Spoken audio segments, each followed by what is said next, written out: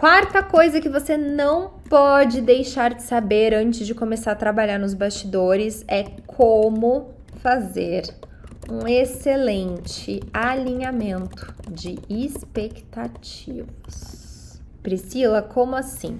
Por mais que você tenha, né, a gente viu no terceiro item, por mais que você tenha um bom contrato, por mais que você tenha feito uma excelente negociação, nem tudo dá para colocar no contrato.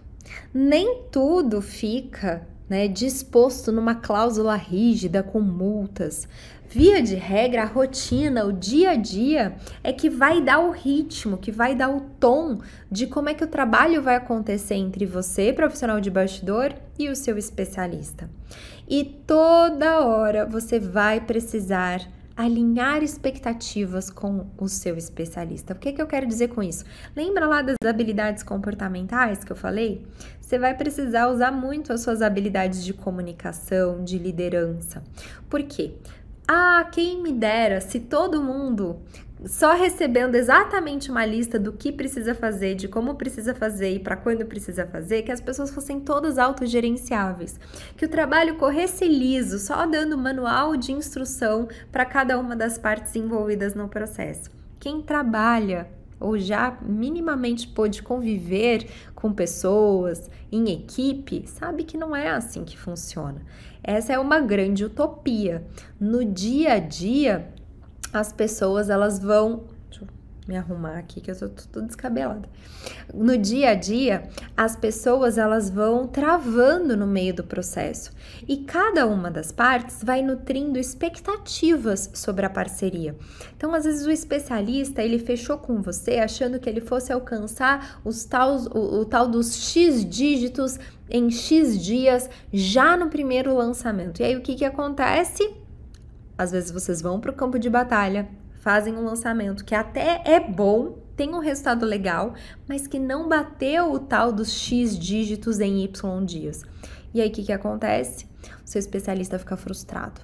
Aí ele fica frustrado, ele fica triste, ele para de produzir conteúdo, ele fala que não sabe se mais aquilo faz sentido na vida dele. Então, o tempo inteiro, você precisa ficar gerenciando expectativas sobre resultado, sobre as responsabilidades, sobre o nível de qualidade das entregas. E isso você vai tendo que lidar todo o tempo, porque expectativa, gente, é uma forma de você educar o outro, né? Sobre como você funciona, o que você tolera, o que você não tolera. Você tem que estabelecer essa linha de frente de diálogo, de ter conversas difíceis e fazer isso frequentemente, porque não é falei uma vez, alinhei expectativas uma vez e nunca mais eu vou precisar falar de novo. Não é assim que funciona.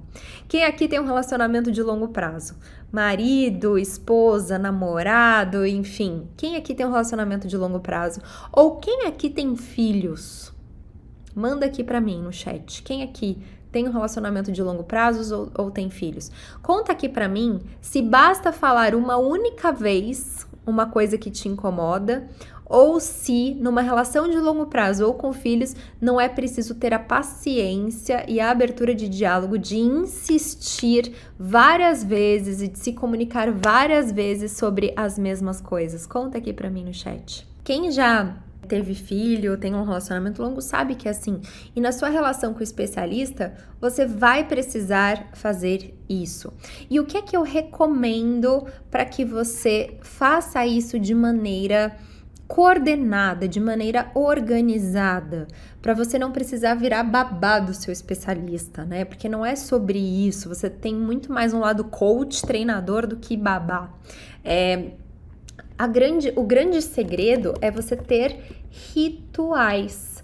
O que isso significa? Momentos específicos em que você vai se dedicar a cuidar da relação de vocês, a entender como a relação de vocês está.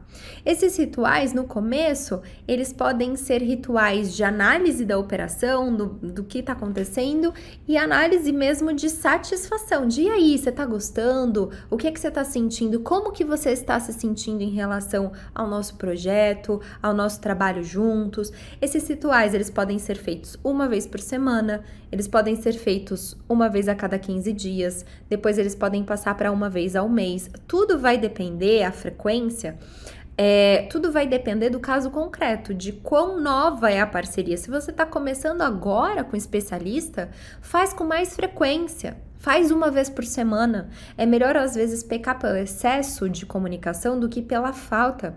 A falta de comunicação é realmente um dos maiores problemas quando o assunto é alinhamento de expectativa, porque as pessoas, elas vão trazendo esses grandes medos e alimentando isso dentro da cabeça delas, elas não vão tendo oportunidade de se comunicar e aquilo vai virando um monstro cada vez maior. Vocês já tiveram isso? Né, da gente pensar em alguma coisa, não, eu acho que o fulano tá assim comigo, e aí você vai alimentando isso, e aquilo vai te fazendo mal, e quando você vê, a relação tá deteriorada por uma falta de comunicação entre vocês.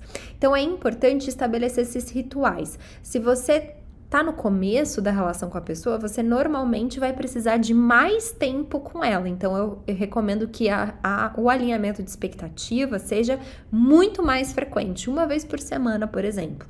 Com o passar do tempo, o que vai acontecendo? Vocês vão se conhecendo e aí, com o passar do tempo, vai sendo possível espaçar, mas você vai sentir isso no seu dia a dia. E, finalmente, a quinta e última coisa que você precisa saber antes de começar a lançar especialistas é que quase nada dura para sempre. Quase nada dura para sempre. Existem alguns ciclos que precisam de fim. E você precisa ter esse discernimento de entender que às vezes uma parceria ela funcionou durante um bom tempo, mas ela não vai funcionar necessariamente para sempre. Pode ser que ela não faça mais sentido naquele exato momento em que você está da sua vida. Por isso, periodicamente, sente para avaliar todas as suas parcerias. Não vai achando que que é um casamento que vai durar para sempre. E eu não estou dizendo aqui que você não precisa insistir, que você não tem que trabalhar nessa relação. Muito pelo contrário. Eu acho que a gente vive numa época muito infeliz, onde há um certo estímulo para descartabilidade das relações, infelizmente, sendo que as relações duradouras são as que precisam do nosso foco, da nossa energia, do nosso esforço, e são as que são as melhores, são as mais lucrativas, falando de negócio, são as mais satisfatórias, só que alguns ciclos precisam de fim. Tem hora que você precisa insistir, tem hora que você só precisa encerrar. Tem alguma medida em que as pessoas começam a te tratar eventualmente com desrespeito, com desdém, não reconhece seu trabalho. Se for o caso, tá? Se for o caso, tem o discernimento para tentar alinhar expectativas com frequência, mas se você percebe que aquilo perdeu o sentido, não insista. Não tolere pessoas que não tenham compromisso com o projeto de vocês, pessoas que não lidam com prioridade, não hierarquizam a prioridade do projeto na vida delas. Se vocês não conseguem estabelecer uma linha de diálogo saudável, se esse projeto começa a sequestrar a sua paz de espírito, se você, quando recebe uma mensagem do especialista, começa a sentir, sei lá, palpitação no coração porque você não gosta de lidar com ele, se a relação em si começa a se deteriorar e você já tentou salvar de várias maneiras, você precisa ter a maturidade, você precisa ter esse discernimento de saber colocar um ponto final, porque algumas relações elas não precisam ser consertadas, elas precisam só de fim. E a gente não tá falando aqui de um casamento que é para durar para sempre. A gente tá falando de uma relação comercial em que as partes precisam entender se aquele projeto de fato vale a pena comercialmente em primeiro lugar e depois até pessoalmente se é um projeto que faz sentido na sua vida pessoal também. Mas é preciso entender isso desde o começo, para que você tenha os seus afetos ordenados e você não se deixe entrar num nível de transtorno emocional porque um projeto não está indo bem, porque um determinado resultado não deu certo. Então você precisa entender de fato que pode ser que aquele projeto tenha um longo prazo de duração e tá absolutamente tudo ótimo, incrível, vou focar numa relação de longo prazo, mas pode ser que acabe, e se acabar, o que você tem que fazer não é ficar chorando em posição fetal no escuro, no banheiro, traumatizado, achando que não vai dar certo com mais ninguém. Não, tá tudo bem. O que é que eu tenho para aprender com essa experiência que acabou de acabar, né? Vamos assumir o fim, vamos entender o que precisa para dividir as responsabilidades aí, para fazer uma transição tranquila.